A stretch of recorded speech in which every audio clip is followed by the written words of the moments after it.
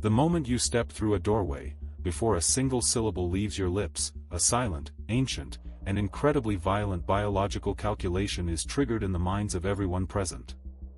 This isn't a conscious thought, it's a prehistoric reflex buried deep in the limbic system. In less than a fraction of a second, the human brain scans your posture, your eyes, the tension in your jaw, and the way you occupy the air around you to answer one fundamental question: does this person command the room, or do they merely exist within it? Most people spend their entire lives on the wrong side of this equation. They walk through the world like ghosts, unseen, unheard, and chronically overlooked. They wonder why their ideas are dismissed in meetings, why they are talked over at dinner, and why they feel like they are constantly apologizing for the crime of taking up space. They believe that respect is a trophy given at the end of a long race of hard work and being a nice person. They are dead wrong. Respect is not a reward for labor, it is a frequency. It is a specific set of nonverbal signals and psychological states that you can switch on the moment you decide to stop being a spectator in your own life. Imagine two versions of reality separated by a crackling bolt of lightning. On one side is the version of you that is a problem to be solved. This version is defined by a collapse of the self. Look at the mechanics of low status. The head is tilted down to protect the throat, the shoulders are rolled forward to shield the heart, and the hands are fidgeting, seeking a phantom sense of security. This is the universal body language of the prey. It is an admission of guilt, a silent plea for the environment not to notice you. When you carry yourself this way, you are broadcasting a signal that your time, your thoughts, and your very presence are of low value. You become a vacuum that drains the energy of a room without offering anything in return. Now, look across that current of lightning to the alternative. High-status presence is defined by a terrifying level of openness. A person who commands instant respect stands as if they are the anchor of the universe. Their head is high, their gaze is level and unblinking, and their chest is open to the world. They aren't trying to be seen, they simply make it physically impossible to look away. They don't ask for permission to occupy space, they assume the space belongs to them by right of existence. They are the solution, the point of absolute stability in a world of frantic noise. To bridge this gap, you must first master the architecture of presence. The foundation, claiming your territory. This begins with the physical. You must claim your space with a level of radical certainty. This has nothing to do with your height or your muscle mass, it has everything to do with your internal boundaries. Most people shrink their personal bubble when they feel insecure. To gain instant respect, you must do the opposite. Keep your spine straight, your shoulders depressed and back, and your feet planted firmly, shoulder-width apart.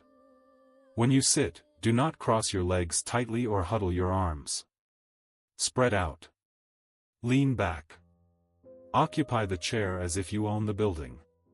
By physically claiming your rightful space, you signal to every subconscious mind in the room that you are fundamentally comfortable with your own power. You are telling the world that you are not a threat, but you are also not a victim. You are a sovereign entity. The window of power, the controlled gaze. This physical certainty must be mirrored in your eyes. You must master the controlled gaze. The eyes are the primary leak of human insecurity. When people are nervous, their eyes dart, they look at the floor, they check the exit, or they blink rapidly. This is a pre-flight reflex. Your brain is literally looking for a way to escape the social pressure. To flip this script, you must hold firm, comfortable, and intentional eye contact. Do not stare with the wide-eyed aggression of a madman, instead, hold the gaze with the calm, heavy look of someone who has already won. Practice holding eye contact for a second or two longer than feels polite to your internal social anxiety. When you are listening, you look at them to show they have your focus. When you are speaking, you look at them to show you are not afraid of their reaction. This conveys a profound comfort with yourself and a total lack of fear regarding external judgment. The gravity of stillness. Directly tied to the gaze is the weight of stillness. If you want to know who has the most power in a room, look for the person moving the least. High-respect individuals do not fidget. Fidgeting is a displacement behavior. It's what animals do when they are conflicted or anxious. Every time you adjust your tie, touch your neck, shift your weight from foot to foot, or play with your phone, you are bleeding authority. You are telling everyone watching that you are uncomfortable in your own skin and that you need to self-soothe your own nervous system. By eliminating every single non-essential movement, you become a pillar of gravity. There is a magnetic, almost lethal quality to a person who can remain perfectly still while the rest of the world is twitching and vibrating with nervous energy. Move with absolute purpose, or do not move at all. The weapon of silence, mastering the pause. When you do choose to break that stillness with words, you must master the pause.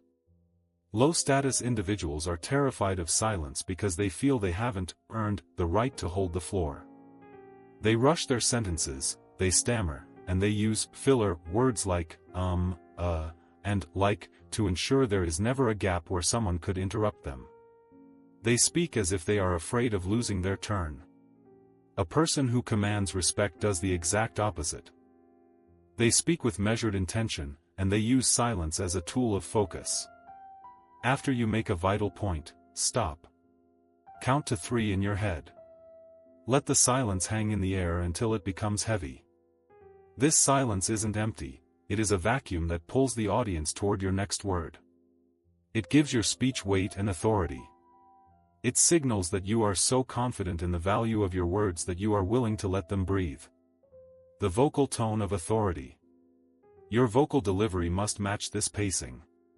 You must ruthlessly eliminate uptalking, that rising inflection at the end of a sentence that makes a statement sound like a question. When you say, "I think we should move forward," you are signaling to the room that you are seeking their permission. You are telling them you aren't sure of your own value. To gain instant respect, you must use the descending, or flat, inflection of a command. We will move forward. It's a subtle shift in frequency, but it fundamentally changes how your brain and their brains process the information. One is a request for validation, the other is a directive of fact. Furthermore, you must choose strong verbs and delete the phrase, "I think," from your professional and social vocabulary. Low-status speech is cluttered with softeners, words like maybe, perhaps, just, and I guess. These are verbal shields used by people who are afraid of being wrong. They are the language of the hesitant. A person who commands respect is willing to be wrong, and therefore, they are willing to be direct. Replace, "I think this might be a good idea," with, "This is the strategy." State your positions clearly. If you are wrong, own it with total composure, but never apologize for having a perspective in the first place. The armor of unflappability. This leads us to the core of high-status psychology, the armor of unflappability. Respect is deeply rooted in emotional regulation. Most people are reactive. If someone insults them, they get angry. If a problem arises, they get frantic. If someone praises them, they get giddy. Their internal state is a slave to their external environment. A person of high status is the source of their own mood. When faced with a crisis, their first move is to do absolutely nothing. They allow the chaos to swirl around them while they remain emotionally still. This high-status pause allows the logical brain to override the primal fight-or-flight response. When people see that you cannot be rattled, that you are the same person in a hurricane as you are in a library, they instinctively look to you for leadership. You become the eye of the storm. The power of vulnerability. Paradoxically, being unflappable includes the ability to own your discomfort and vulnerability. The person most desperate for respect is the person most afraid of looking weak. They will lie, they will hide their mistakes, and they will pretend to be perfect. Everyone can smell that insecurity. It feels brittle. The highest level of respect is reserved for the person who can calmly and comfortably say, "I made a mistake here, and here is how I'm fixing it," or "I don't have the answer to that question yet." By being totally comfortable with your own imperfections, you prove that your self-worth is not fragile. You show the world that you don't need a shield because you aren't afraid of the arrow. Total presence as a superpower. When you interact with others, you must commit to the art of total presence. In a world of digital distraction and crumbling attention spans, giving someone your undivided attention is a profound act of power. Most people are half there. They are looking over your shoulder to see if someone more important has entered the room, or they are subconsciously waiting for their phone to buzz. When you give someone your total body orientation, firm eye contact, and genuine, active listening, you are telling them, "You are the most important thing in my world right now." This doesn't make you look lower status, it makes you look like a person of such immense internal wealth that you can afford to be generous with your focus. People will grant you instant loyalty and respect simply because you made them feel seen in a world that usually ignores them. The universal standard, the hierarchy gaze. This generosity of presence must be universal. You must master the hierarchy gaze. A defining trait of the insecure and the low status is to be, kiss up, kick down. They are overly polite to the boss and dismissive to the server at a restaurant. This is a glaring red flag of a weak character. A truly high-status individual treats the janitor and the CEO with the exact same level of composed, direct, and respectful presence. They understand that their own respectability is a reflection of their own standards, not the social rank of the person they are talking to. When people see you treating the powerless with dignity, they realize your respect is an inherent part of who you are, not a game you are playing to get ahead. The decisive stance. In moments of group indecision, you must maintain the decisive stance. Human beings are biologically programmed to seek structure and leadership. Most people are terrified of being the one to make a choice because they fear the social consequences of being wrong. They wait for a consensus that never comes, leading to stagnation and anxiety. The high-status individual steps into that void. They make a call. They say, "We are going this way," or "This is the priority for today." You don't have to be loud, and you don't have to be aggressive, you just have to be clear. Even if the decision needs to be adjusted later, the act of making it provides the psychological safety people crave.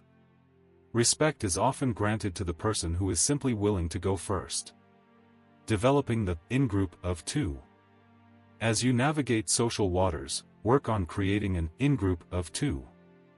Real rapport isn't about small talk or networking, it's about finding a shared reality. When you speak to someone, don't try to impress the whole room or manage your image for the crowd. Focus entirely on that one person. Find the common point of interest, the shared struggle, or the mutual goal. The moment someone feels like you are on their team, their biological response is to grant you immediate respect and social protection. It is the fastest way to turn a stranger into a lifelong ally. The visual language, signature style. Your external world must reflect this internal order, which is why you must establish a signature style. Your clothing and grooming are the very first things people read before the lightning-fast judgment is even complete. You don't need to wear a suit every day or spend a fortune on brands, but you must be intentional. Your clothes should fit your body, be clean, and reflect a deliberate choice you made for yourself. When you look like you put effort into your presentation, you are signaling that you respect your own time and your own image. If you do not respect your own appearance, the subconscious mind of the observer asks, "Why should I respect anything else about this person?" Communicating with a vision. To maintain this respect over the long term, you must communicate with a vision. Stop talking about your daily tasks and start talking about your mission. Don't say you're working on a project, say you're building a system to solve a specific problem for the future. Walk as if you have a destination that has gravity. When people perceive that you are on a mission, that you are moving towards something bigger than yourself, they naturally want to get out of your way or join your cause. A person with a vision is a person with momentum, and momentum is the most magnetic force in the human experience. The core, unshakable self-respect. Finally, you must protect the unshakable core of self-respect. This is the foundation upon which every other behavior sits. You can mirror the posture, you can master the gaze, and you can mimic the speech patterns, but if you do not fundamentally believe you are worthy of being in the room, the world will eventually find you out. You must undergo a profound shift from being a person who seeks external validation to a person who possesses internal assurance. You must be your own highest authority. When you genuinely respect yourself, when you respect your own time, your own word, and your own boundaries, it becomes an infectious energy. You stop trying to gain respect from others and you start simply allowing it to settle on you. The distance between being a ghost and being a leader is not as vast as it feels. It is not about a title, a bank account, or a magical gift of charisma.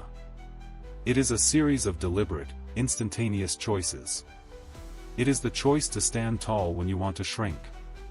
It is the choice to hold the gaze when you want to look away. It is the choice to embrace the silence when you want to babble. It is the choice to own your mistakes when you want to hide. You are not changing your soul, you are simply finally allowing the world to see it with the clarity it deserves. The current is waiting. The lightning has struck. Step across. Step into the light. Gain instant respect. The world has been waiting for you to demand it. Thank you for watching.